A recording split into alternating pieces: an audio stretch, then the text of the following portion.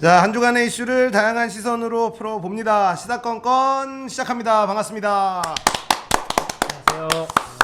자, 오늘은 여왕의 신봉님과 가린님과 함께 합니다. 반갑습니다. 자, 이번 주 여러 가지 이슈가 있었는데 일단은 대통령의 신년 기자회견이 네. 있었어요. 그래서 시사건건 앞에 신년 기자회견에 대해서 좀 간단하게 얘기를 좀 하고 더 진행을 하도록 하겠습니다. 먼저 준비된 영상, 대통령 신년 기자회견 영상이 있는데 그 중에 저희가 얘기할 만한 거 몇 개 좀 잘라봤어요. 보시죠. 꽤나 그래도 좀 그 전 정권에 없었다. 보죠. 아닙니다. 그 김태우 수사관이나 그 신재민 사무관의 발언 내용을 보면 물론 그 사람들이 주장하는 발언 내용에 대한 검증은 필요하겠지만 자신들이 생각했던 정부와는 다른 방향으로 가고 있다는 어떤 그런 문제 의식에서 신재민에 어떤 폭로나 대한 해견들을 했다라고 생각을 합니다. 네, 과거의 대통령이 야당 정치인이었다면 아마 가장 먼저 그분들에게 달려가서 그분들이 국가 권력으로부터 어떤 잘못된 어떤 외압을 받는다거나 인권이 침해됐을 경우에 대비해서 아마 변호인을 구성했을 거라고 저는 확신하고 있습니다. 그런데 이번에 그 두 사람에 대해서 정부가 대하는 태도를 보면 인격을 못 오가는 발언을 한다거나 의도가 불순하다거나 이런 식으로 매도하는 사람들이 좀 있었습니다. 이 두 사람의 어떤 최근의 행동들에 대해서 대통령님의 평가를 좀 듣고 싶습니다.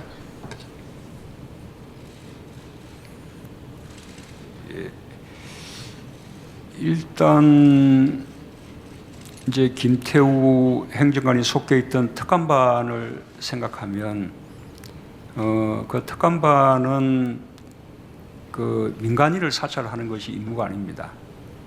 하위 공직자도 관심이 없고요. 가장 출발은 대통령, 그다음 대통령 주변 특수관계자, 그리고 이제 고위공직자 들의 권력형 그 비리를 감시하는 거죠. 지금까지 역대 정부가 전부 대통령 그 주변 특수관계자 또는 고위공직자들의 권력형 비리 때문에 국민들에게 준 상처가 얼마나 큽니까? 지금 앞에 두 정부의 대통령과 그 주변이 지금 그런 일로 재판을 받고 있습니다. 그렇게 하라고 특감반을 두고 있는 거예요. 그런 면에서 보면 뭐 다행스럽게도 우리 정부에서는 그렇게 과거 정부처럼 국민들에게 실망을 줄 만한 그런 이렇게 권력형 비리라든지 뭐 이런 것들이 크게 발생하지 않았기 때문에 특감반은 맞으면 소기의 목적을 이렇게 잘 했다고 볼 수 있는 거죠. 김태우 행정관이 제기한 문제는 자신이 한 행위를 놓고 지금 시비가 벌어지고 있는 거예요. 이 모든 공직자가 이 자신의 권한을 남용할 수 있습니다. 이제 그런 부분을 이제 부단히 단속해야 되는 것인데 지금 김태우 행정관이 한 감찰 행위, 그것이 그 직분의 범위를 벗어난 것이냐라고 하는 것이 지금 사회적 문제가 되고 있는 거죠. 저 답변 부분이 야당에서는 이제 굉장히 꼬집고 있는 부분이죠. 그렇죠. 가려지리라고 믿습니다. 신재민 전 사무관은 저는 김동연 전 부총리가 아주 적절하게 그 부분에 대해서 잘 해명을 했다고 생각합니다. 제가 굳이 답변을 되풀이해야 될지가 좀 망설여지는데 일단 신재민 전 사무관이 약간 극단적인 그런 선택을 시도해서 가족이라든지 또 많은 국민들에게 아주 이제 그 염려를 끼친 바가 있기 때문에, 그리고 아직도 그런 심리 상태를 가지고 있을 수도 있어서 그냥 신재민 전 사무관을 위해서 제가 조금 답을 드리자면 이런 젊은 공직자가 자신의 그 판단에 대해서 소신을 가지고 자부심을 가지고 그런 것은 뭐 대단히 좋은 일이라고 생각합니다. 필요한 일이기도 하고요.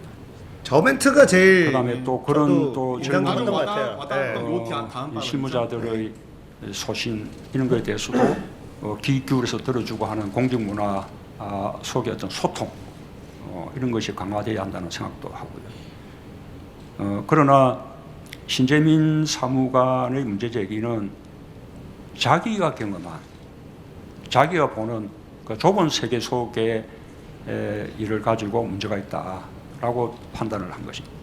요 정도 정책 결정은 네. 그보다는 네. 훨씬 더 근데 제가 복잡한 저 기자의 질문을 이해하기로 그런 질문을 과정을 하고 통해서 싶었던 건 이거 같아요. 신재민 당신이 야당이었다면 사무관이 이 사람 약속 보여주지 않았을 거 아니야? 그런 과정을 네. 통해서 근데 거기 좀 화면 일단 잘라주시고요. 근데 그 대답을 지금 대통령께서 언급을 안 했어요. 저는 차라리 안 하는 게 나은 것 같아요. 너무 저질스러운 질문이라서. 그러니까 이게 사실 그쪽 이게 프레임을 그렇죠. 잘 씌우는 그 기법인데 질문 자체가 네. 좀 악의적인 거는 맞았어요. 굉장히 대답하기 곤란하게 네. 일단은 yes or no로 질문하는 거란 말이에요. 너가 야당 대표였으면은 이렇게 하지 않았겠느냐? 그러면 내냐 아니냐의 대답을 강요하는 질문으로 하는 거라 예 조금 그렇죠. 네, 그래서 그게 이제 뭐 TV에서 보니까 정청래 의원은 굉장히 질문의 질이 나빴다, 네. 악의적이었다, 뭐 이렇게 평가하는 지금의 여당 쪽은 그렇게 평가를 하고 야당 쪽은 여전히 지금 그 프레임으로 계속 공격을 하고 있어요. 그러니까 내부 고발자를 고소 고발하는 게 맞냐? 니들 내로남불 뭐 또 이렇게 얘기가 나오는 건이라서 아무튼 그거에 대해서 이제 김태우 관련돼서는 똑같이 네. 본인의 혐의가 있는 공직자가 계속해서 얘기를 하는 것이기 때문에 이거는 아예 그냥 논외고. 똑같이 그냥 네. 얘기를 했고 저는 신재민 같은 경우는 본인은 그렇게 생각할 수 있고 그거에 대해서는 뭐 좋다고 생각한다. 근데 뭐 많은 결정들은 그거보다 더 복잡한 그렇죠. 네. 의견을 수렴을 거쳐서 결정을 하기 때문에 사무관에서 시설에서는 보지 못하는 부분이 분명히 존재한다 이런 식으로 정리를 했어요. 예. 그리고 이 질문 자체는 사실 미국 대통령 기자회견을 보면 더 예의가 없거든요. 그쵸. 그러니까 그쵸. 트럼프한테 CNN이나 여기서 질문하는 걸 보면 걔네는 진짜 너무 심해. 넌 진짜 넌 쓰레기인데 너 잘못했지. 이렇게 거의 이런 식의 질문이 가잖아요. 네. 근데 그러니까 CNN 보고 나가. 야 너 나가. 그러니까. 근데 너 나가 이거는. 근데 그게 일종의 이게 TV 중계 시대의 네. 재미 요소죠. 그냥 네. 재미 요소고 그리고 저 정도의 치고받고 하는 게 있어야지 그래도 맞아요, 재미도 맞아요. 있고 네. 볼맛도 있고 그런 건데 이게 그 얘기가 있더라고요. 이제 이명박 박근혜 정부 때는 다 질문도 미리 다 정해져 있고 맞아요. 그죠. 질문하는 사람 순서 다 정해놓고 이런 기자회견 그게 무슨 기자회견이냐? 네. 근데 이제 그게 왜 그러면 그렇게 된 이유를 TV에서 이제 박지원 의원이 설명해 주는데 DJ 정부 시절에는 기자들을 뽑았대요.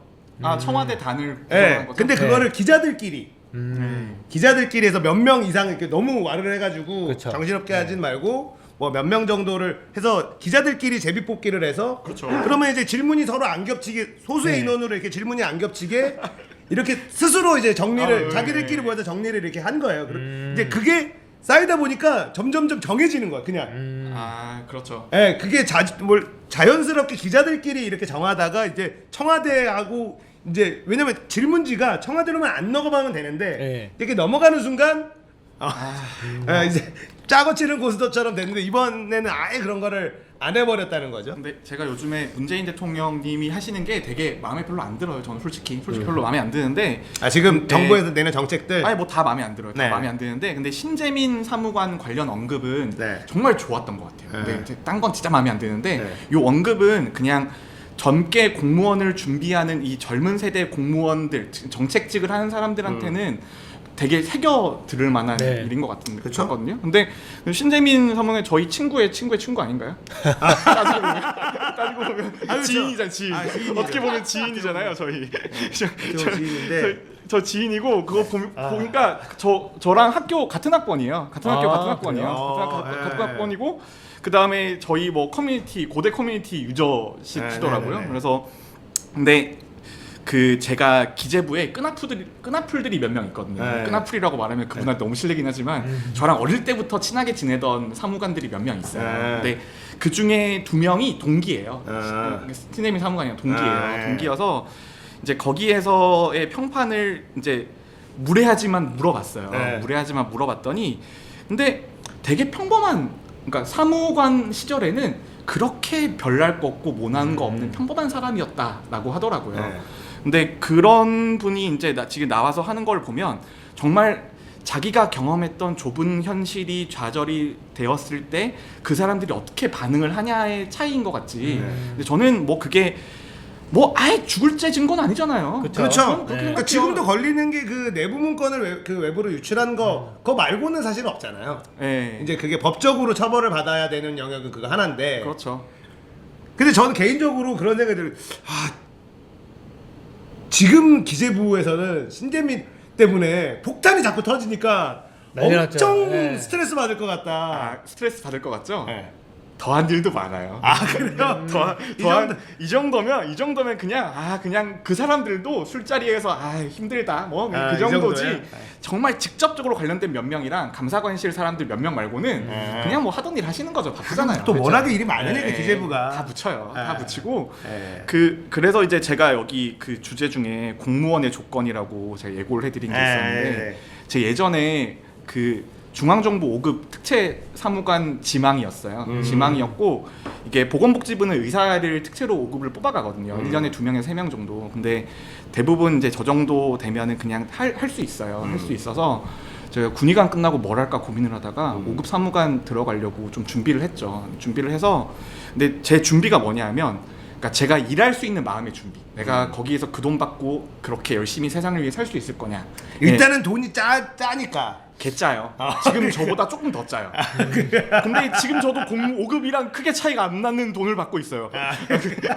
나름 선택했는데. 네, 그렇긴 한데 그래서 제가 그때 되게 저랑 친하게 지내던 그 대학원 시절에 친하게 지내던 복지부 국장님이 한 분 계셨거든요. 그분이랑 저녁에 술을 먹으면서 제가 제일 고민되는 지점이 이거였어요. 정부의 정책이 나의 소신이랑 달랐을 때 안 맞으면 그거는 공직자로서 어떻게 생각을 하고 가야 되냐. 만약에 내가 교수라면 지금처럼 있는 거라면 그냥 내 말대로 그냥 뱉어버리고 내가 그쵸. 소신대로 하면 되잖아요. 근데 공직사회에서는 어떻게 해야 되냐라고 제가 그때 물어봤어요. 물어봤더니 그분이 하시는 말이 첫 번째는 그 의사결정이 되기 전까지 치열하게 싸워라. 안에서 드러눕든 욕을 하고 싸우든 안에서 회의장에서 멱살만 잡지 말고 때리지만 말고 치열하게 싸워라. 하지만 정책이 결정되면 거기에 따라라. 맞아요. 라는 거였어요. 근데 그거는 공무원 말고도 모든 조직이 다 모든 그렇죠. 조직이 다 그렇죠. 네. 모든 조직이 근데 제가 그래도 제가 못하겠으면 어떡해요? 그랬더니 나가야죠 뭐. 다른 부서로 바꾸거나 해외 연수를 갔다 오면서 머리를 식히면 다시 돌아올 수 있을 것이다 라는 그런 식의 답변을 하시더라고요. 근데 그게 중앙정부의 공무원은 저는 그게 맞는 자세인 것 같아요. 맞아요. 공무원으로서는. 그렇게 해야 돼요. 공무원으로서는. 네, 근데 네. 이제 하지만 그분은 맞지 않아서 결국 나오신 거잖아요. 나오신 것까지는 잘못된 일이 아니죠. 그쵸. 근데 나와서 이제 비밀 유지의 의무를 지키지 못한 거는 네. 그건 본인이 처벌받으면 될 일인 거고. 근데 그 일 자체가 본인의 소신이 맞지 않았다고 해서 그 소신의 문제라거나 네가 잘 몰라서 그래, 네가 일을 잘 못해서 그래, 그런 식으로 몰아가는 거는 좀 문제가 있다. 그렇죠. 지금은 저도 이제 신재민 사무관 같은 경우는 그러니까 왜 그런 누가 봐도 합리적이지 않은 행동을 했느냐에 대해서 아직 지금 저도 이제 원래 이제 저는 자극적인 거 좋아하잖아요. 왜 갑자기 관두고 나서 한참 있다가 유튜브로 그걸 터뜨렸을까? 그러니까. 이게 굉장히 그 내용이 나오면은 굉장히 재밌어지는데 이 한번 그분이 극단적인 선택을 할 뻔했잖아요. 예. 그러니까는 그쪽으로 파질 못하는 거예요. 아무도. 사실은 그게 궁금해요. 저는 아직도. 그렇죠. 그게 제일 궁금하죠. 왜 갑자기 이걸 달고 계좌를 열고 관두고 나서 한참 있다가 계약은 했는데 선생은 강사를 안 하고 이렇게 지내다가 이걸 했을까? 그 상황이 궁금한 거죠, 사실은. 저도 그런 일이 없었으면 지금 털게 진짜 그동안 조사했던 게 있는데 지금 다들 이 워낙에 정말. 이제 목숨을 이런 일이 있었기 때문에 다들 이제 그걸 못 하고 있는 거는 저 개인적으로 그게 좀 궁금하긴 합니다. 자, 그리고 이제 문재인 대통령 신년 기자회견 다른 쪽이 또 있으니까 그것도 한번 예, 좀 짧게 보죠. 네, 짧게 아까 좀 보죠. 길다 한 것 같아셔가지고. 네. 예. 다른 이슈도 한번 뉴스원 보죠. 홍기삼 기자입니다. 예. 그 대통령께서 그 매주 뭐 국정 지지도 그런 걸 확인하고 그러실 것 같아요. 그래서 제가 드리고 싶은 말씀, 이겁니다. MSG 20대 남성하고 시사계 20대에서 MSG. 너무 그 차이가 많이 나잖아요. 잘 아시다시피. 그래서 그 한편으로는 대통령께서 좀 억울하다 그러신 생각이 드실 수도 있을 것 같아요. 그래서 이 자리를 빌려서 여기서 20, 20대 30대들이 남성들한테 이게 데모 하고 싶은 못을 거 박은 거거든요, 대통령이. 제가 기회를 드리겠습니다. 기회를 드렸어. 예. 자, 빠져나갈 구멍을 그쵸. 드립니다. 이거 내가 봤을 때는 스트레스 친문이야, 저 받습니다. 기자. 자, 한타 열었다. 한타 열었다. 이번에도 국내 정치 문제 제 해주겠습니다. 대학교 동기예요. 그 대통령님 마동기 제. 취임하신 직후에 기자들과 마동기입니다. 산행을 하셨는데 지금 그때 제 기억으로 연배가 좀 있어 중턱집에서 하신 보이시는데? 말씀 중에 기억나는 게 권력과 언론 간의 그 관계는 건강한 긴장 관계여야 한다. 언론의 그 권력에 대한 건전한 비판 기능이 필요하다는 취지로 말씀을 해주신 걸로 기억을 합니다. 그래서 대학교 하지만 동기들 최근에 중에 보면은 문재인 좋아하는 청와대 인사, 수석비서관 같은 동기들한테는 인기가 제일 많아요. 현직 기자가 사표를 뭐 각하에서 수리가 문다고? 일주일도 안 돼서 심지어 이틀도 안 돼서 어떤 권력을 건전하게 아, 비판해야 근데 질문 되는 두 개를 현직 기자 한꺼번에 받고 한꺼번에 입장에서 대답을 한 건가요? 권력의 중심에 이거 스킵하죠. 들어왔다는 예. 그래서 비판도 뒤에 사실 우리는 있습니다. 앞에 것만 그동안 좀 나머지 네, 현직 그냥 기자들이 해왔던 질문만 어떤 듣고 대답은 예. 네. 대신 제가 대학교 동기라는 거. 예. 이니시 걸었는데 사실은 좀 미적지근한 한타. 그러니까요. 그러니까는 분명히 앞에 기자는 이 지금 젠더 이슈에 대해서 인지하고 있다. 뭐 이 정도라도 해도 빠져나갈 구멍을 열어줬어. 네. 진짜 질문 좋았어요. 네, 이거는 굉장히 문재인 대통령을 위한 질문이었다고 네. 봅니다. 저도 그렇게 생각했어요. 저한테 한타를 한번 걸어보시죠. 제가 정확하게 답변 한번 해드릴게요. 원하는 답변. 어떻게 생각하냐? 지금 20대 청년이 겪고 있는 문제에 대해서는 본인도 충분히 이해를 하고 하지만 나는 과거를 살았던 사람의 시점으로서는 나이 많은 여성들의 많은 어려움에 대해서도 난 이해를 한다.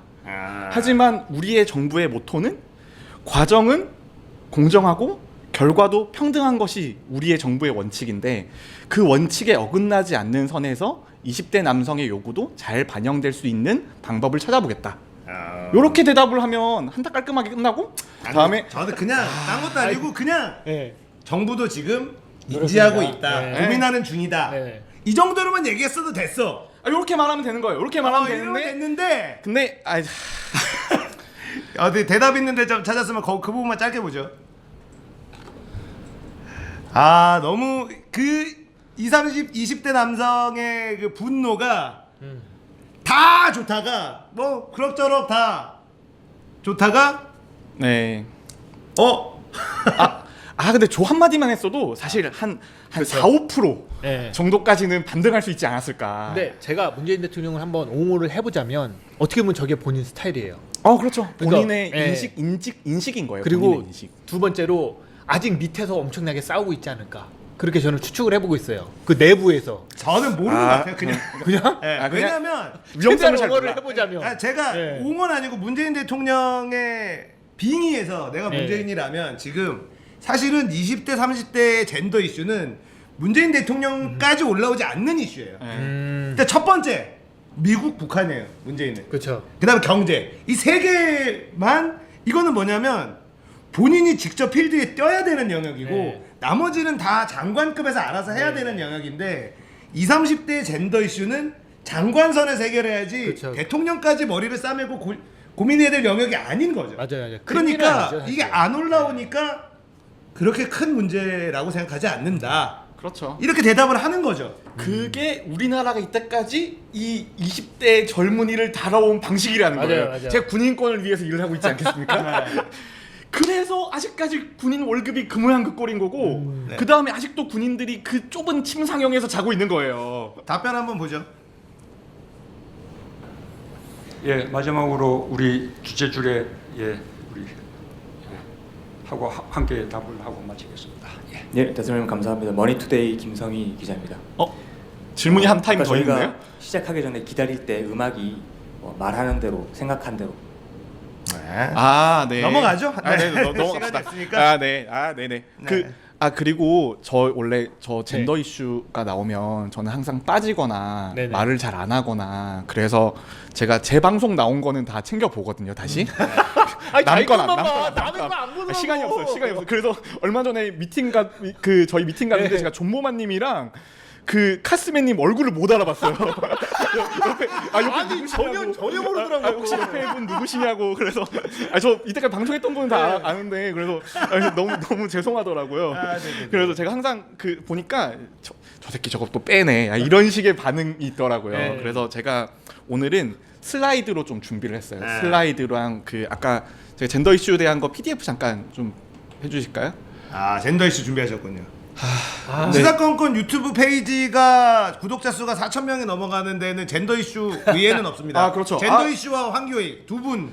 이게 제가 젠더 이슈를 바라보는 시각이에요. 근데 예전에 1940년대생, 50년대생, 60년대생에는 그때 차이가 컸죠. 남자랑 그쵸. 여자랑 차이가 네. 컸죠. 근데 이게 점점 좁아지고 있는데 그게 저는 한 2000년대생 정도 되면 이게 거의 의미 없을 정도로는 줄어들었다고 생각해요. 그 차이가 남녀에 대한 사회적인 위치. 그러니까 이게 오버롤하게 그러니까 20대, 30대 이런 걸 떠나서 네. 세상이 바라보는 남자와 여자는 굉장히 동등하다고 생각하거든요. 네. 근데 그게 거시적인 지표 몇 가지로 설명이 돼요. 요 다음 거 하나 넘어가서 보시면 네.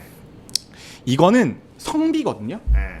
성비인데 우리 자연 상태에서는 성비가 원래 105대 100이에요. 남자 105명 태어날 때 여자아이 100명 태어나는 게 정상이에요. 그런데 성비라고 하는 거는 우리가 부모의 마음에서는 우리 아들이 딸이 다 잘 살기를 바라지 못 살기를 바라지 않잖아요. 그리고 자기가 바라는 것도 있고요. 그래서 성비라고 하는 거는 딱 그 시점에 사회가 남자와 여자에 대해서 어떻게 바라보는 건지에 대해서 보여주는 지표라고 저는 생각을 정확합니다. 해요. 네, 저는 보여주는 지표라고 생각을 해요. 그래서 1980년대, 90년대 생들을 보면 성비가 말도 안 되게 높아요. 말도 안 되게 높거든요. 근데 성비가 자연 성비에 다가오는 시점이 딱 90년대 말에서 2000년대 정도예요. 그때 보면 딱 105대 100이 나오거든요. 그 말은 그때부터는 그때의 부모들은 아이를 낳으면서 남자든 여자든 거의 평등한 삶을 살 거다라는 거를 가정하기 시작했다는 거죠. 그렇죠. 근데 이제 여기서 이제 슬라이드 너무 보시면 제 얼굴을 못 보시니까 그거 있어요. 지금 나림이나 지훈이 초등학교 다니잖아요. 네. 우리 때는 남자끼리 짝을 했잖아요. 네. 맞아요. 요즘에 여자끼리 짝해요. 아, 여자가 초등학교에 여자들이 더 많아요. 그렇구나. 근데 그래서 저 누적된 성비가 어떤 문제가 있냐 하면 결혼 시장에서의 남자의 불평등으로 다가와요. 그 말은 뭐냐 하면 예전에 115대, 120대 100이던 시절에는 남자 20명이 남았잖아요. 네. 그러면 그게 어떤 식으로 사회적으로 해결이 됐냐 하면 아랫세대 여자애들을 땡겨오는 여자아이를 당겨와서 혼인이 유지가 되는 식으로 점점 유지가 됐는데 그게 지금에 와서는 그러면 그때까지 누적됐던 것들을 지금 페이백 받는 시점이 된 거예요. 네. 그래서 지금 통계를 보면 남자가 결혼하지 못하고 죽을 수 있는 그런 확률이 거의 30에서 40%까지 올라갔거든요. 아닙니다. 우리는 펜스룰 때문에 안 하는 거지 못 하는 게 그렇지. 아니야. 그러니까 굉장히 거시적으로. 네. 난 또 내가 통계 못하는 게 틀렸는 줄 알고 아니라- 내가 심장이 나 이게 팩트가 틀렸다는 지적이 들어오면 심장이 안 벌렁벌렁해서 하는 거야. 이런 더러운 세상에서 어떻게 여자랑 하자. 펜스룰이야. 아니 안 하는 건 맞는데 저 펜스룰은 아닌 것 같아요. 펜스룰이라니까. 아니. 자, 이렇게 해서 그게 더 충격을 줄 수 있어요. 그게 더 상처일 수 있다고요. 그래서 그러니까 좀 약간 너무 좀 가혹하게 말을 하자면 여자는 여자 마지막 등수여도 메이팅이 될 기회가 있어요. 사회적인 위치에서. 아, 그렇죠. 근데 남자애는 메이팅이 되려면 밑에 사회경제적 위치에 속하면 안 되는 거예요. 아, 그렇죠. 그러면 네. 그만큼이 차지하는 게 다 남자의 부담, 남자의 무게로 다가오는 거죠.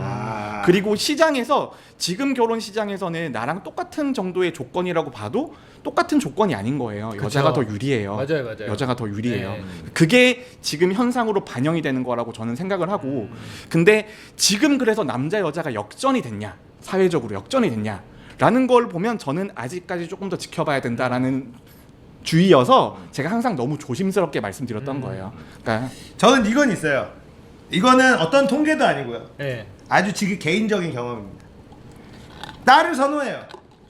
아들 낳으면 별로 안 좋아합니다. 부모들이 그냥 아들도 좋지만 제 아들 쌍둥이잖아요. 딸을 왜 더- 셋째를 못 낳는지 아세요? 아들일까 아들 봐. 셋째일까봐.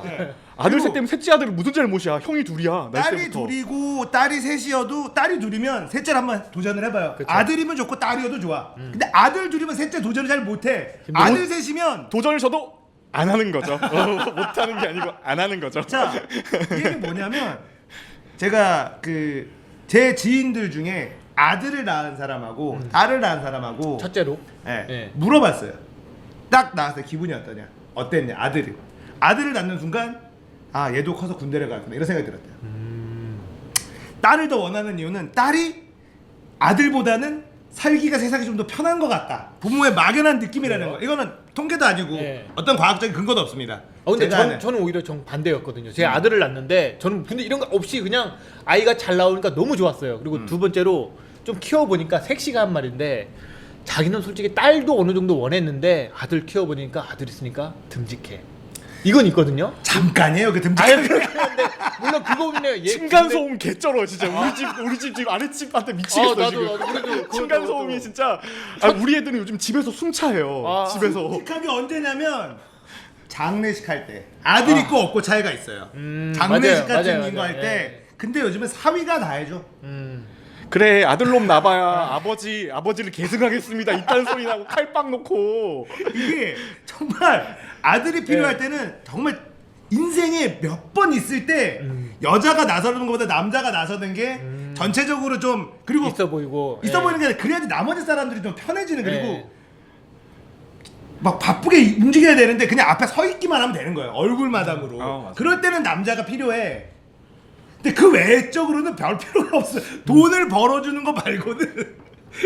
그래서 돈을 못 슬프다. 벌면 예. 기능이 끝나는 거야 남자가.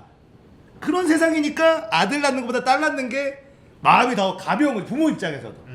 아들은 왠지 삶이 무거워. 그렇긴 하죠. 그치만 딸 같은 아들이라면 딸 왜- 같은 이건 아들. 근데 어쨌든 아직 그렇다는 거. 뭐 근거는 없는 겁니다. 네.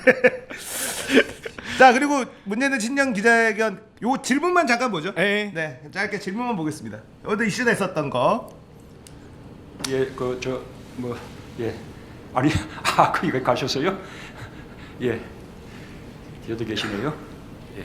네, 대통령님 아우, 새해 복 그분이네요. 많이 받으시고요. 네. 정말 올해는 함께 잘 사는 나라 만들어 주시기 바랍니다.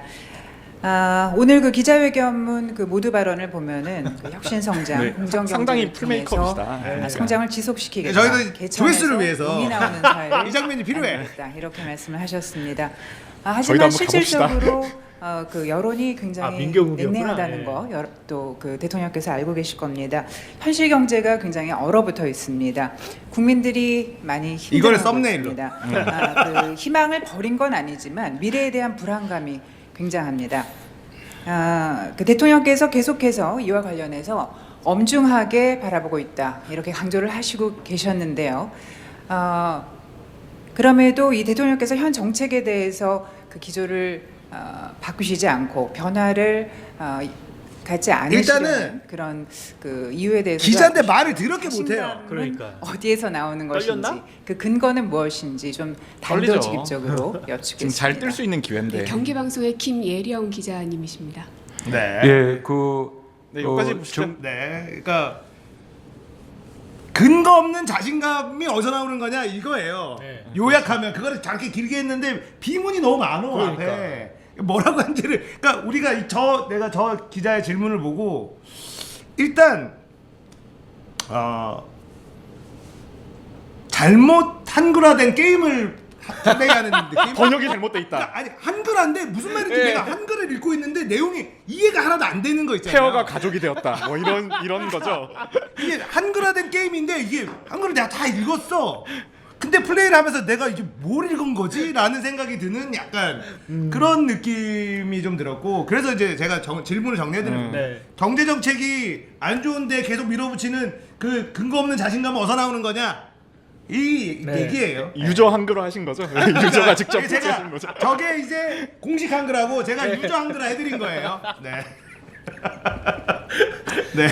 근데 제가 먼저 말씀드리면은 저는 저런 질문 할 수 있다고 봐요. 아, 그럼요. 기자니까 저는 기자가 꼭 예의 잘 차리고 그럴 필요 없다고 생각하거든요. 네. 대통령이라고 뭐 물론 뭐 새해 복 많이 받으세요. 많은 분들이 그렇게 얘기했죠. 뭐 그런 것도 나쁘진 않은데 저렇게 뭐 싸가지 없게 얘기할 수도 있다고는 봐요. 근데 문제는 방금 얘기하신 대로 엉망진창이야 질문이. 네. 그거는 자기 직업을 걸고 좀 창피할 줄은 알아야 된다고 저는 생각합니다. 네, 저런 말투가 네.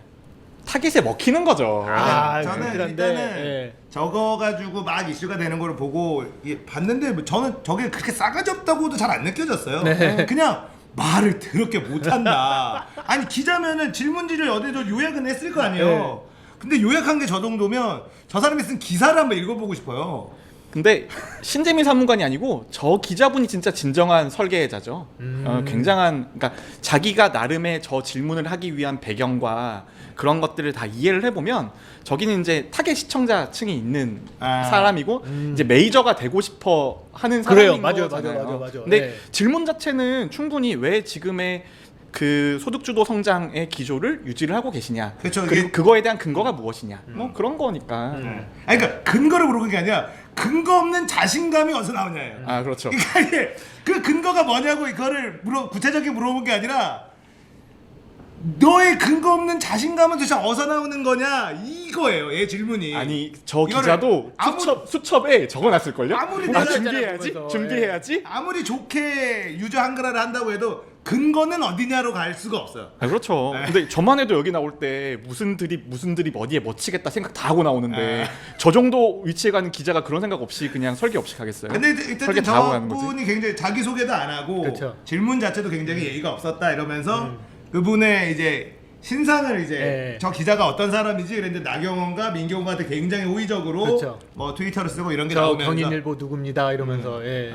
굉장히 정말 막 낯간지러운 네. 낯뜨거운 이런 빨아주는 멘트들 막 이런 것들을 썼던 걸 아니, 봐서 뭐 SNS는 침묵하는 곳이니까요. 그거구나. 침묵 해야죠. 게다가 트위터더라고. 침묵 해야죠. 네. 푸사는 보셨어요? 푸사는 본인 얼굴 사진인가? 그거 못 봤어요, 부산.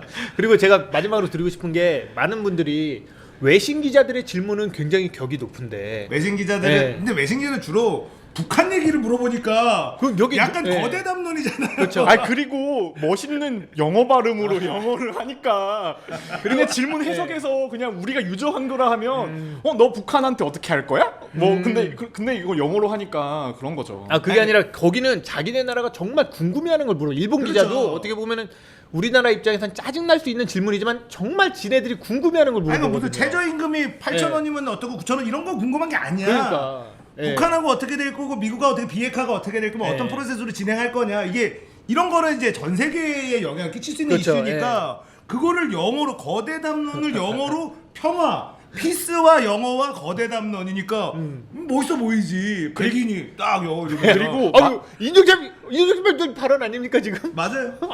백인이니까 더 멋있어 보이는 거야. 어쩔 수 없어. 그리고 영어 문장도 또박또박 잘 알아듣게 말해주잖아요. 맞아요. 근데 우리나라 기자들은 한국말도 약간 이렇게 아니 말하니까 웃긴 게 영어로 질문하는 기자들이 되게 쉬운 영어로 또박또박 맞아요, 발음해서 맞아요. 예. 영어를 알아들어요. 알아듣는데 예. 한글을 못 알아듣겠어. 그러니까 그 질문이 좋다고 말하면 나 영어 잘 알아들었다도 되는 거예요.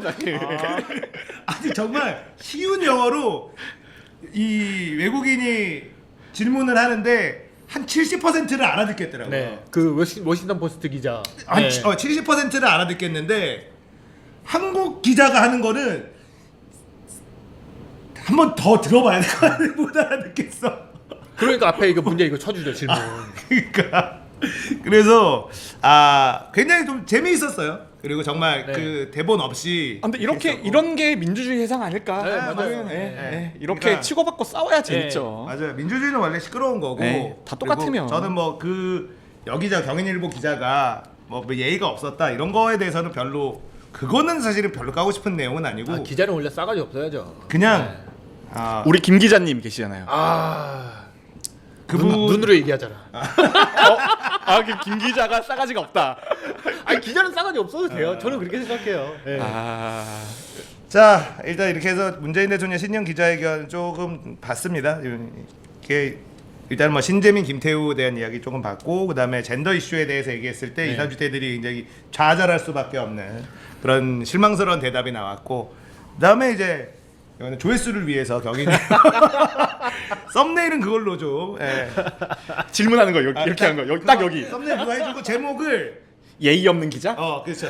기자 예의 없는 기자의 예의? 기자의 자질 뭐 이런 거. 그치만 이렇게 질문하지 않으면 날 바라봐주지 않으니까. 아 김치 많지. 자 일단 그러면 지금 시간이 한 36분 정도 됐으니까 이거를 가리님이 준비해온 거 이슈로 하나 넘어가죠.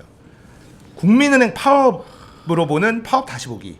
제가 이거 굉장히 어그로 끌 것 같아요. 네. 이게 많은 사람들이 욕을 하는 거를 사실 실드 아닌 실드를 친다는 게 굉장히 힘들거든요, 솔직히. 네. 그렇잖아요. 지금 국민은행이 파업에 들어가서 하루 파업을 했고 앞으로 또 하겠다 이제 예정이 있는데요. 네.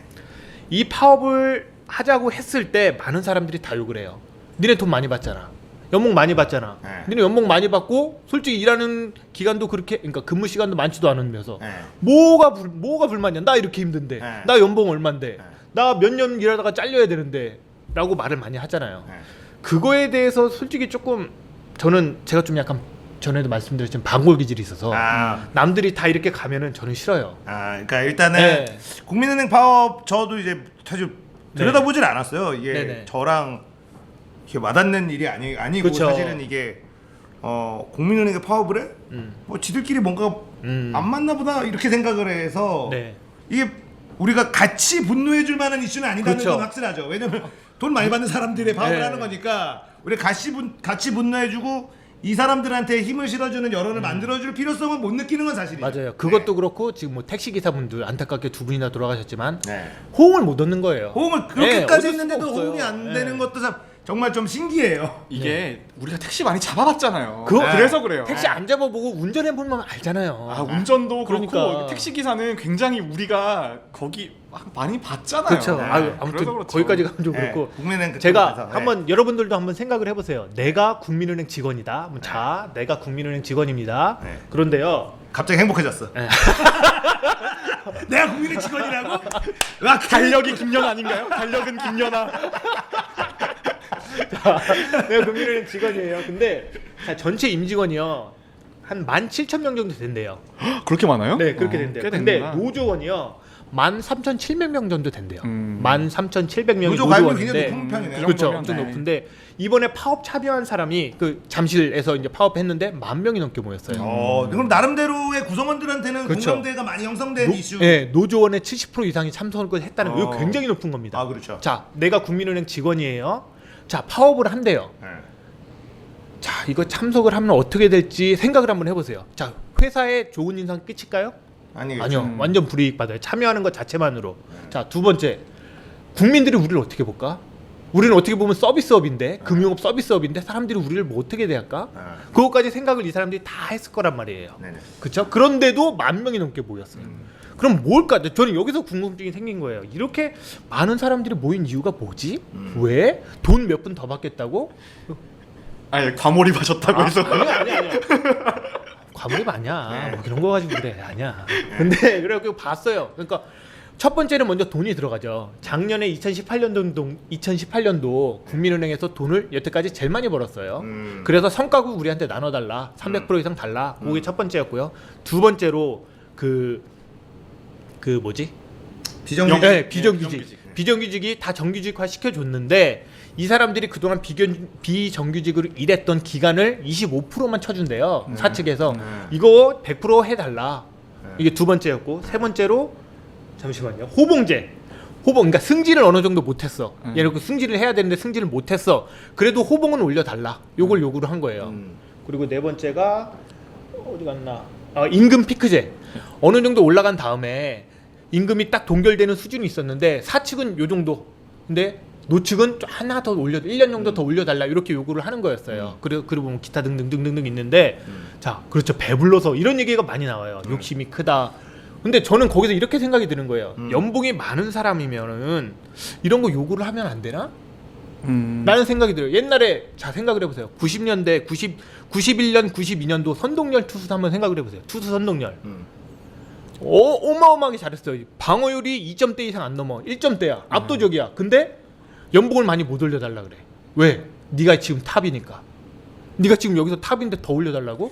선동열 때문에 나머지 투수들이 손해를 많이 봤죠. 많이 받죠. 선동열이 1억을 딱 찍고 그러니까 나도 1억 받거든요. 네가 뭔 1억이야. 동열이가 맞아요. 1억인데. 맞아요. 야 9천만 받아. 할 말이 없어. 진짜 안 되는 거야. 그래서 선동열은 갖고 막 나 그만해 안 해 그러면은 이런 말씀드리긴 그렇지만 타이거즈 팬들이 가가지고 계약해 해가지고 또 어쩔 수 없이 또 계약 이렇게 되는 거거든요. 그러면 지금 입장에서 보면은 선동열 지금 뛰면은 뭐 돈 얼마나 받겠어요? 아 선동열이면은 지금 네. 지금 야 한 200억 투수라고 보겠어요. 이거는 정말 어마어마하게 불러야 돼요. 아니 지금 메이저가 있죠. 지금 메이저가 있을 것 같은데 진짜. 한국에 있으면 200억 그 네. 메이저가 그쵸. 메이저에서 뭐 그냥 날라다니는. 근데요 그때 당시 저는 저번에도 말씀드리지만 야구 기자를 꿈꿨기 때문에 네. 다 아는데 그때 당시 평판은 어땠냐? 돈 밟히는 선수. 아. 야 뭐 이렇게 돈을 많이 밝혀? 그래, 지금도 그랬는데 옛날에 얼마나 네. 심했겠어. 맞아요. 아니 1억 넘었으면 됐잖아요. 야 우리 연봉 얼마야? 이 분위기가 되는 거예요. 그러니까 저는 요 국민은행 이걸 보면서 그때가 자꾸 생각이 나요. 아니 내가 돈이 많이 받는다고 내가 요구할 걸 못하면 안 되지 않나? 그러니까 여러분들도 한번 내가 그 위치가 아니라고 무조건 욕을 한다기보다 내가 그 위치라면 어떻게 되지? 어떻게 생각하세요? 그러니까 저는 이제 나머지 부분은 좀 저도 파업자를 보면 좀 마음이 반반이에요. 그쵸. 왜 저러나 싶기도 네. 하고 하지만 이해도 가고. 근데 네. 제가 임금 피크제나 그 임금 밴드제 같은 것들은 저는 좀 약간 이해가 가는 게 임금 밴드제는 임금 피크제는 50대 정도에서 월급이 제일 많다가 그 다음에 월급이 점점 줄어드는 구간이 생기는 거거든요. 네, 그죠. 근데 처음에 그 사람들은 뭐였냐면 이 사람 은행 들어가면서 나서스예요, 나서스. 미니언 농사를 많이 지으면 나중에 왕기할 거야. 큐 한 방에 딜 막 600, 700 들어갈 거야. 라고 해서 나서스만 평생 판 사람들이에요. 근데 어느 날 패치노트를 봤더니 나서스의 후반 캐리어력이 너무 심해서 후반에 개수를 줄이겠습니다. 이런 꼴이 난 거죠. 야 이거 비율 그러면 내가 그 쌍욕을 먹으면서 미니언을 먹고 나서스 님 뭐함? 한타 하는데 안 옴? 그래도 농사를 짓고 있었는데 왜 지금 나한테 내가 지금 숙련도가 올라온 이 시점에 왜 하필 왜 나에게 이런 패치를 하냐. 그런 의미면 네. 그게 나서스 잘못인가요? 라이어 잘못이지? 패치의 잘못이다. 패치의 잘못이다. 그리고 근데 그러면 유저도 욕해. 나서스 편이 아니야. 그쵸. 저 새끼 한타도 안 들어오고 그래놓고는 어차피 게임은 20분에 다 결정돼 맞아. 있는데 나중에 지 맞아, 혼자 맞아. 뭐 두드려 깨다가 쳐맞고 끝나겠지 뭐 이렇게 생각하잖아요. 그러니까 결국 이건 뭐냐? 라이엇의 계략이다. 그렇죠. 실시간으로 이렇게 네. 패치를 하면 근데 최소한 그러면 유입되는 유저들한테는 공지를 하면 그건 괜찮죠. 근데 한창 그 챔프 하던 사람들한테 중간에 맞아요. 패치해버리면 그 챔프는 뭐가 되냐고. 그런 거죠. 근데 네. 여기서 또 웃긴 게 저는 이런 게 화가 나는 거예요. 지금 우리가 다 욕을 하잖아요. 근데 자 여기 셋도 마찬가지고 여기 셋 중에서 솔직히 홀 사장님 빼고 나머지 다 노동자예요. 노동자 아니십니까? 저 개 노동자입니다. 개같이 일하는 노동자예요. 아 죄송합니다. 아니 어떤 것도 보장을 안 해주는 휴일도 없고 개 쓰레기처럼 일하는 노동자라고요. 제가 이번 주에 집 2번 갔어요. 집을 2번 갔어요. 아 이게 아니었는데. 자 그런데 이게 저는 이렇게 생각이 또 들었어요. 그 한나라당 지금 한국당을 지지하는 분들 중에 보면 많은 분들이 노동자. 그렇죠. 그렇죠. 아니면은 가난하신 분들이 더 오히려 그쪽을 지지해주고 그쪽 기조는 부자를 위한 거다. 우리는 이렇게 생각을 하잖아요. 근데 왜 저분들은 한나라당을 계속 지지하지? 우리한테 잘해주는 것도 없는데. 근데 바꿔서 생각을 해보면 사측을 우리가 지지해줄 필요는 없거든요. 아 그렇죠. 그렇잖아요. 네. 그리고 아니 저는 사측이 무조건 나쁘다고 생각 안 해요. 저는 아니요 사측은 일단은 예. 얘기 계속하세요. 예, 저는 사측이 나쁘다고 생각은 안 해요. 네. 왜냐면은 사측이 또 자기 목소리 낼 수도 있고 그럼요. 그러면서 얘기를 나누는 건데 무조건 이쪽을 나쁜 취급하고 이쪽을 옳은 취급하고 니네는 선이야 이건 아니라고 생각을 해요. 근데 이번에 사측의 대응이 너무 좀 그래요. 뭐냐면은 일단 저희들이 잘못해서 그럽니다. 죄송합니다라고 사측이 사과문을 냈어요. 이제 국민들한테 보여준 거죠. 그리고 나서 성과급 300% 지급하겠습니다. 이래버린 거예요. 그러니까 돈 싸움으로 몰고 나가 버린 그렇죠. 거예요. 그러니까 노조 입장에서는 이게 아닌데? 이렇게 해버린 거야 지금. 공룡의 계략인 거죠. 공룡의 계략. 야 어떻게 된 거지? 사측이 연계했네. 이래버리니까 지금 이게 돈으로 아예 이렇게 돼버린 거예요. 이거 성과 부분 솔직히 보너스 달라고 요구 우리가 작년에 상품 많이 팔아가지고 했으니까 돈 많이 벌었잖아요 회사가. 그럼 좀 주십시오 나눠주십시오 할 수 있는 거거든요. 근데 이걸로 그냥 이거 니네 원하는 게 이거지 하고 딱 줘버린 거예요. 어떡하지? 그러면서 가뜩이나 사실은 지지를 못 받는 게 더 그렇죠. 욕먹는 파업이 되는 거 그러니까요. 아니냐. 그러니까 전 이 계략이 너무 싫은 거예요 이런 게. 그러니까 실시간 패치해놓고 네. 유저 보상이라고 상자 몇 개 던져주고 열쇠 쪼가리 몇 개 준 거 아니요. 야 뭐든지 이렇게 내는구나. 이거는 제가 제 시선에서 바라보는 거를 볼게요. 저는 일단은 성과급을 더 달라고 하는 거는 충분히 요구할 수 있다고 봐요. 그렇죠. 왜냐면은 예. 같이 일을 열심히 해서 회사가 돈을 많이 벌었으니까 이게 결국 뭐냐면 돈을 많이 번 회사의 문제잖아요. 그렇죠. 저는 이런 거 자체 너무 부러워. 돈이 많아서 지금 파업하는 거 아니에요. 회사가 더 먹냐 왜 안 네. 나눠주냐. 형 그런 분 적이 없어가지고 그러니까 이런 거는 저도 말도 안 돼 그렇긴 부러운 합니다. 일이다 이런 얘기를 하고 성과급은 회사가 많이 벌었으면 직원들하고 네. 더 나누자라고 요구할 수 있다고 봅니다. 그렇죠. 그리고 비정규직에서 정규직이 되는 과정에서 경력을 다 쳐달라 이거는 저는 쌍욕을 하고 싶습니다. 이거는 저는 아니라고 생각해요. 사실 그것도 노조끼리 싸움이 있대요. 그 안에서는 네. 노노 저는, 싸움도. 네, 비정규직을 정규직화 시킨 건 네. 네, 비정규직을 정규직화 시킨 거는 네. 잘했죠, 그거는. 그러니까 예. 배려인 건데 그러면은 그쵸. 비정규직 한 사람들이 어느 정도는 내놔야 돼요. 다 먹으려 그러니까는 안 되는 거죠. 정규직이 되는 것과 비정규직이 되는 게 들어가는 루트가 다르기 때문에 그쵸. 정규직 훨씬 어려운 걸 뚫고 올라갔잖아요. 똑같이 해달라고. 난 비정규직은 해고가 쉽기 때문에 좀 더 쉽게 네. 채용을 해요. 조건을 조금 더 완화해가지고 채용을 하는데 이걸 정규직으로 했는데 똑같이 다 해달라? 네. 그러면 이거는 사실은 욕심이라고 보는 거죠. 그래서 경력을 25%를 했다. 뭐 25%가 합리적이냐 이거는 논할 수 있는데 100% 해달라는 거는 저는 네. 너무 과한 그건 욕심이다. 이제 뭐 협의를 하는 것도 저도 네, 저도 그런 솔직히 거는. 네, 그건 맞는 것 같아요. 네, 저는 그렇게 생각해서 과정의 공정함이 있어야 되는데 그거는 이제 차별과 차이를 제가 늘 주장을 하는데 이거는 차별의 영역이 아니다. 이거 차이의 영역을 네. 인정해야 맞아요. 된다. 감성의 영역인 것 같아요, 진짜. 네. 네. 이거는 차이의 영역이니까 그거는 좀 무리한 네. 걸 생각하고 그리고 이제 얘기한 거지 뭐 흑자 회사의 파업이에요. 그래서 사실 사람들이 별로 관심이 없고 거기다가 워낙에 지금은 비대면 서비스를 많이 네. 하기 때문에 불편함이 없었어. 은행 창구에 김양이 없다고 해서 불편하지 않다는 거예요. 사람들이. 그러니까 하거나 말거나 이러면서 노조의 힘이 이제 분석이 노조가 힘이 빠지는 거 아니냐. 네, 그런 네. 뉴스 많이 있습니다. 네, 그래서 지금. 네. 노조가 파업을 해서 이게 서비스업이니까 고객들을 볼모로 해야지 힘이 생기는데 그래야지 야 빨리 파업하지 말고 돌아가자 해요. 사측에서 뭔가 얘기를 들어주고 조건을 네. 이런 거 할 텐데 네. 이게 안 먹히는 고객들이 불만이 없으니까. 이게 이제 기계의 역습이 온 거예요. 네. 카톡도 그렇고 카톡 그 카카오 그 뱅크. 이제 그 카카오뱅크 같은 거 생기고 그 다음에 점점 이제 그 IT 기반으로 서비스들이 다 바뀌면서 네. 지금 통계를 보니까 거의 90% 정도의 은행 업무는 인터넷으로 맞아요. 이루어지더라고요.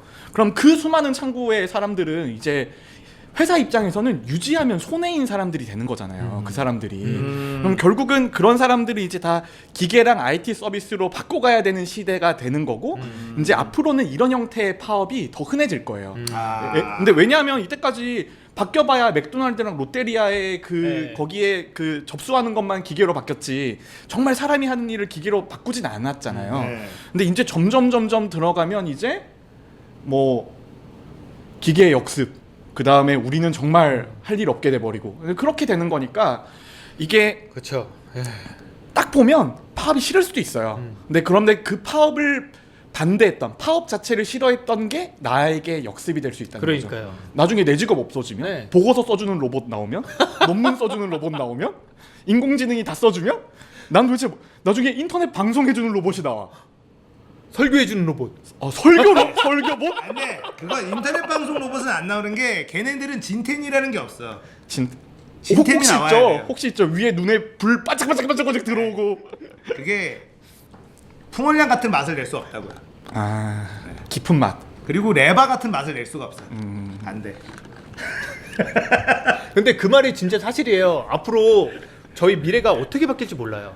지금 너무 빨리 바뀌고 있어가지고 이게 이제 정신이 없어요 정말. 향후 솔직히 나이스 게임 TV도 어떻게 될지 모르지 않습니까? 모르죠. 어떻게 저는 바뀔지 향후가 모르는 아니라 당장 다음 달을 몰라요.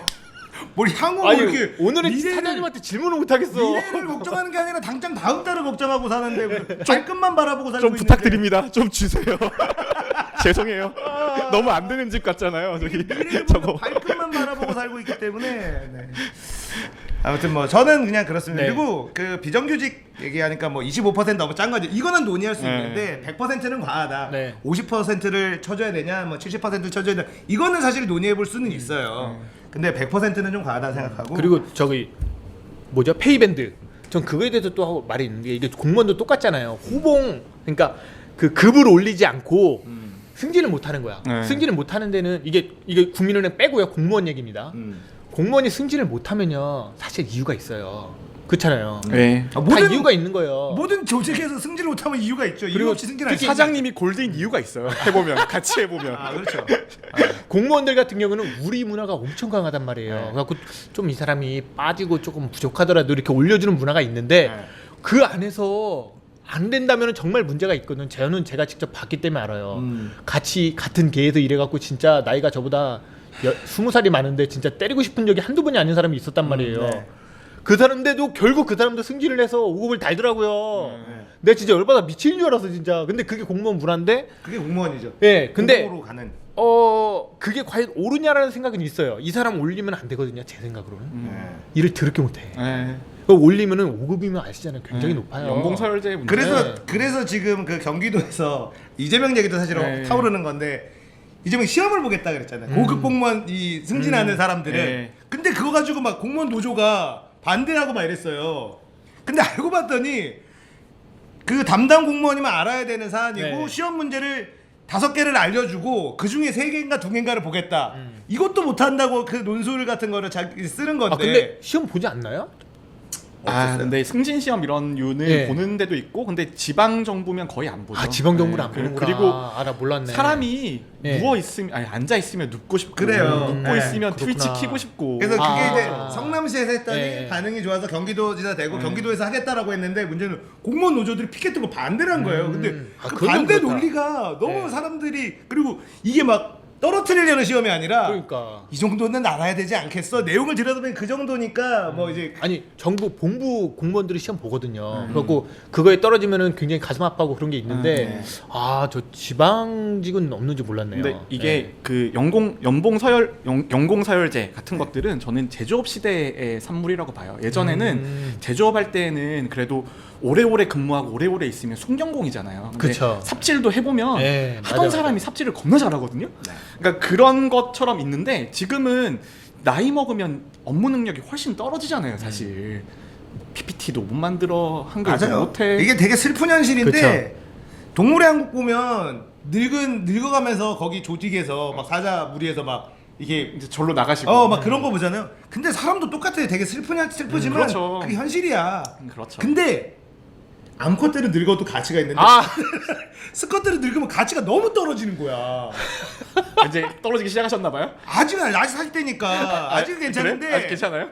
그래서 지금 자본주의사에는 어떻게든 돈을 쥐고 있어야 된다니까. 맞아요. 늙어서 힘 떨어졌을 때 돈을 뿌리면서 나 좀 챙겨줘를 해야 돼. 네. 돈 딱 없어지는 순간 버림받는다니까. 그리고 옛날에 그 탈레도 누가 얘기했어요. 나이 먹고도 주머니 쥐고 있을 거냐 그랬더니 숟가락 들 힘 없으면 묶어서 이렇게 해갖고 이렇게 할 때까지 내가 들고 있겠다. 누가 그랬거든요. 그럼 맞는 말이에요 그거는. 맞아, 그게 현실이에요 진짜. 나이 먹으면 조직에서 돈은 많이 받지. 그렇죠. 생산력은 떨어지니까 조직에서 제일 고민되는 게 돈 많이 받는 생산력 떨어지는 인원들이에요. 어떻게 맞아요. 쳐낼 거냐? 그렇죠. 저 인간 어떻게 쳐낼 거냐? 명분을 만들어야 된다 뭐 이러면서 근데 그 사람이 나가야 젊고 막 패기 넘치는 능력 막 빵빵한 애들이 저 사람이 나가야 내가 저 자리로 가는데 이게 또 있죠. 그냥 뭐 위에서 누르고 밑에서 치고 이런 얘기를 하잖아요. 그러니까 그 와우 공장에 보면 딜 안 나오는 딜러 형들이 제일 아픈 손가락이에요. 나랑 게임 오래 했어. 근데 딜컷도 안 나와. 근데 너무 근데 너무 그런 미안하고 형들 되게 막- 성실해. 근데 성실하고 그러니까. 착하고 나랑 오프에서 술도 먹고. 근데 나 그 형을 잡게 해주고 싶어요. 그거를 나랑 같이 한 세월이 얼만데 그냥 그 새 한 번 태워주고 싶거든요. 근데 그러자면 밑에 들어온 딜 잘하는 젊은 애들한테 그러니까. 눈치 보이는 거예요. 뒷말 잡고 들어오잖아. 저 형 언제까지 그러니까 데리고 저 형 갈 언제까지 거예요? 계속 가요? 자리 언제 비냐고. 자, 슬프다. 슬프면서 1부 마무리하도록 하겠습니다. 자, 저희는 잠시 쉬었다가 2부로 이야기 계속 나눠볼게요. 여러분들은 시사건건 함께하고 계십니다.